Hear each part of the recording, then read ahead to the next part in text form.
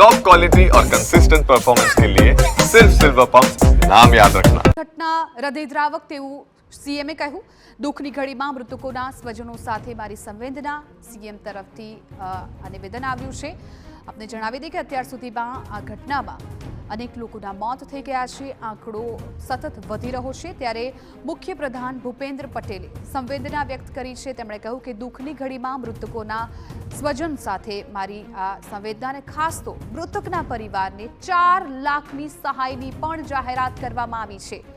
જે પણ વ્યક્તિએ જીવ ગુમાવ્યો છે એ વ્યક્તિને પાછા નહીં લાવી શકાય, પરંતુ સરકાર તરફથી તેમના પરિવારને સહાયની જાહેરાત કરવામાં આવી છે। 4 લાખની સહાયની જાહેરાત કરવામાં આવી છે।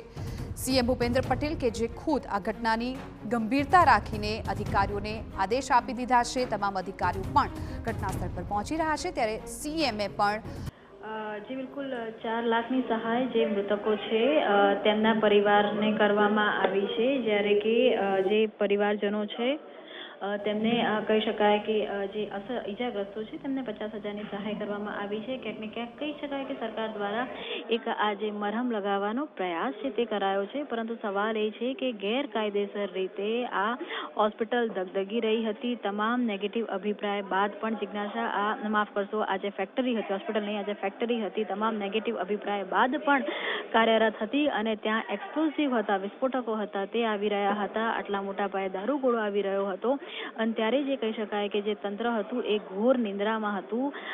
17 જેટલા લોકો મોતની ચાદર ઓઢી ચૂક્યા છે અને હજુ પણ મુખ્ય જે સૂત્રધાર છે તેને પોલીસ પકડી શકી નથી।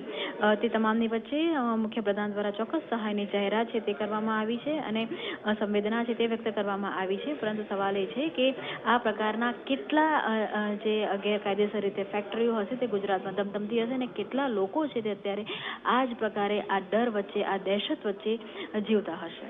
બિલકુલ કિંજલ, આભાર સમગ્ર માહિતી બદલ। તો હાલ તો મૃતકોના પરિવારને 4 લાખની સહાયની જાહેરાત કરવામાં આવી છે, પરંતુ આ સહાય કરતાં પણ જો તેમને ન્યાય મળી રહેશે તો તેમના માટે એ સહાય છે એ સાર્થક ગણાશે। ત્યારે જોવાનું રહ્યું કે કઈ રીતે તંત્ર આ કેસમાં કાર્યવાહી કરશે।